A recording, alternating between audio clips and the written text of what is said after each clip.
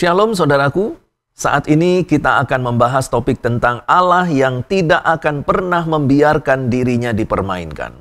Galatia 6 ayat 7 mengatakan jangan sesat, Allah tidak membiarkan dirinya dipermainkan, karena apa yang ditabur orang, itu juga yang akan dituainya. Kata jangan sesat, bahasa Yunaninya planaste, sebuah kata kerja dengan tensis present imperatif aktif. Jika diterjemahkan secara bebas, jangan terus-menerus disesatkan.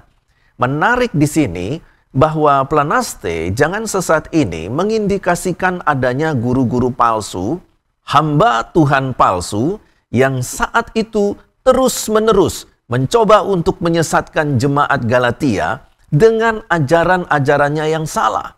Dan perintah jangan disesatkan ini memiliki aspek duratif atau linier. Itu artinya bahwa kita tidak boleh terus-menerus disesatkan.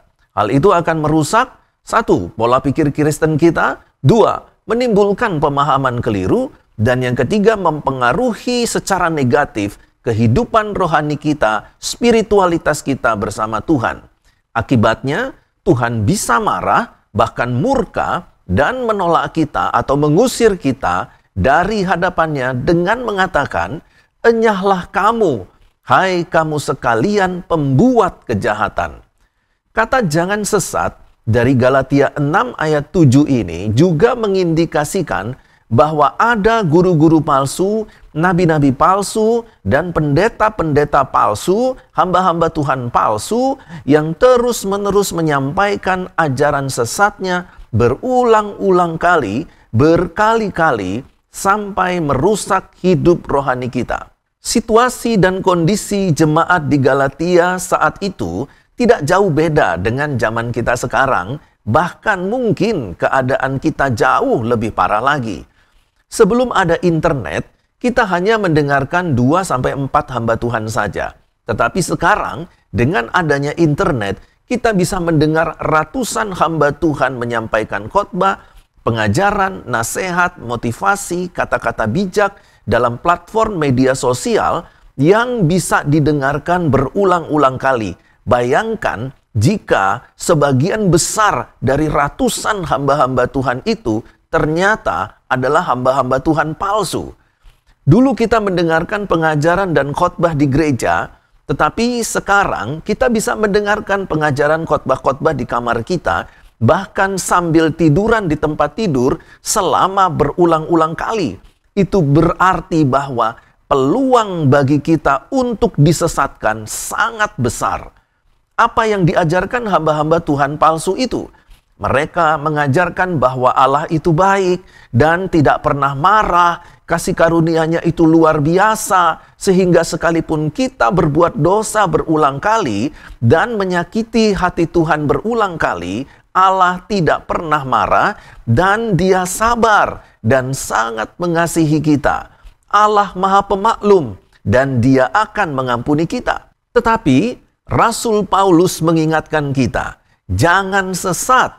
Allah tidak membiarkan dirinya dipermainkan, karena apa yang ditabur orang itu juga yang akan dituainya.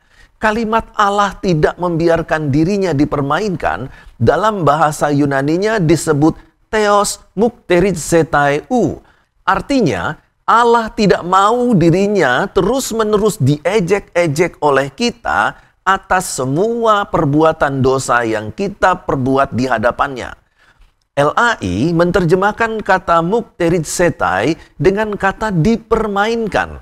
Tetapi menurut Spiros Zodiastes dalam The Complete Word Study Dictionary, menjelaskan bahwa kata ini berasal dari kata mukterizo, yang arti dasarnya mengangkat hidung untuk mencemooh dengan keras, atau seperti kumpulan anak remaja yang bercanda, mengejek, mencemooh, dan mentertawakan temannya dengan keras.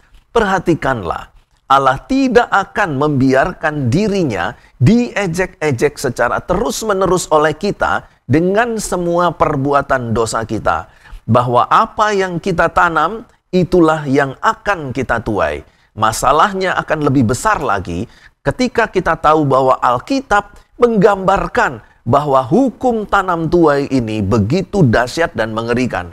bahwa seseorang yang menanam angin, dia akan menuai badai. Apa yang kita tanam, hasilnya lebih dahsyat ketika apa yang kita tuai. Kalau sekarang sering kita dengar banyak hamba Tuhan mengatakan Allah itu baik dan tidak pernah marah, kasih karunia-Nya itu luar biasa, sehingga sekalipun kita berbuat dosa berulang kali dan menyakiti hati Tuhan berulang kali, Allah tidak pernah marah. Dia sabar, Dia sangat mengasihi kita. Allah Maha Pemaklum dan Dia akan mengampuni kita. Kita harus berhati-hati karena Allah yang kita percayai adalah Allah yang bisa marah, bahkan murka, dan bahwa Ia tidak akan membiarkan dirinya terus-menerus diejek oleh kita dengan semua dosa-dosa yang kita lakukan di hadapannya. Karena itu, marilah kita mengambil sikap tegas, tidak lagi mau mendengarkan ajaran-ajaran sesat dari hamba-hamba Tuhan palsu. Yang kedua, bertobat sungguh-sungguh di hadapan Allah dan jangan lagi kita mengulangi semua perbuatan dosa-dosa itu. Dan yang ketiga, mari kita mulai dengan hidup yang baru di dalam Roh Kudus-Nya. Tuhan Yesus memberkati.